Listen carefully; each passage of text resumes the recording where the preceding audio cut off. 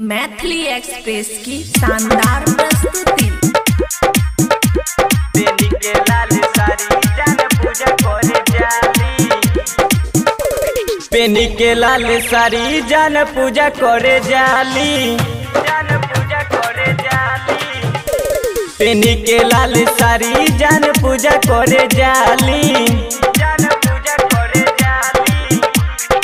के लाल साड़ी जान पूजा करे जाली।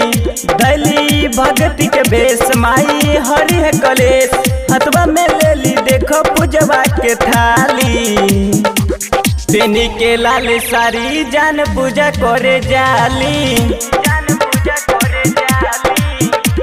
पेनी के लाल साड़ी जान पूजा करे जाली।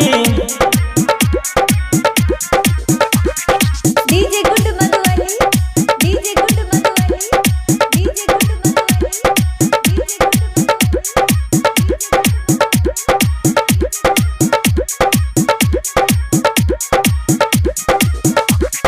हमारे के पावेला सुखल बारी जी, मम्मी संगे नामी ऊ भूखल बारी जी, मम्मी संगे नामी ऊ भूखल बारी जी। हमारे के पावेला सुखल बारी जी, मम्मी संगे नामी ऊ भूखल बारी जी। कहे कि मर जाएम देव जेटाली, पेनी के लाल साड़ी जान पूजा करे जाली,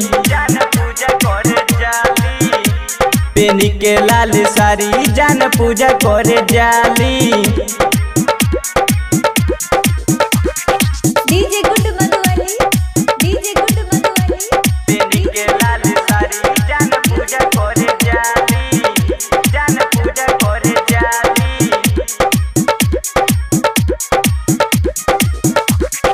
दोनों बेरा माई से मांगिले जोड़ी कर, चाह कुनाल के बनई है हमर बर, चाह कुनाल के बनई है हमर बर। दोनों बेरा माई से मांगिले जोड़ी कर, चाह कुनाल के बनई है हमर बर।